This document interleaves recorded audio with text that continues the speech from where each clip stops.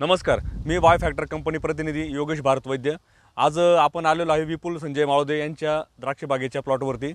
तर विपुल भाऊ यांच्याकडे येण्याचा उद्देश असा आहे की त्यांनी आपल्या वाय फॅक्टर कंपनीचे BSL-4 हे प्रोडक्ट वापरले करप्यासाठी आणि जांतूसाठी। तर त्यांना करप्याला आणि जांतूला खूप असे सुंदर रिझल्ट भेटले आहे। तर BSL-4 या प्रोडक्टमध्ये मायक्रोबेल उत्पादक आणि ऑर्थोसिलिक ॲसिड असल्यामुळे त्यांना चांगले रिझल्ट भेटले। तर आपण विपुल भाऊ यांच्याकडनं जाणून घेऊ की त्यांना आपल्या प्रोडक्टचे रिझल्ट कसे भेटले।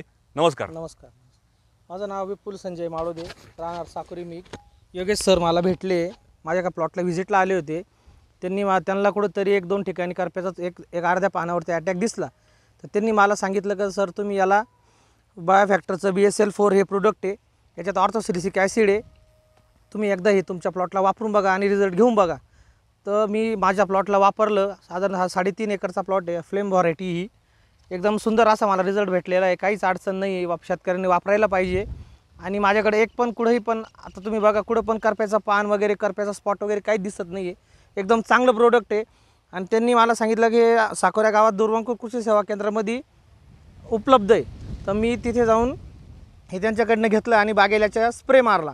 तर याच्यामध्ये मी 200 लिटरसाठी 300 ग्रॅम Z78 वापरलं होतं आणि BSL-4 500 मिली वापरलं होतं। तर याचे मला खूप चांगले रिझल्ट मिळाले।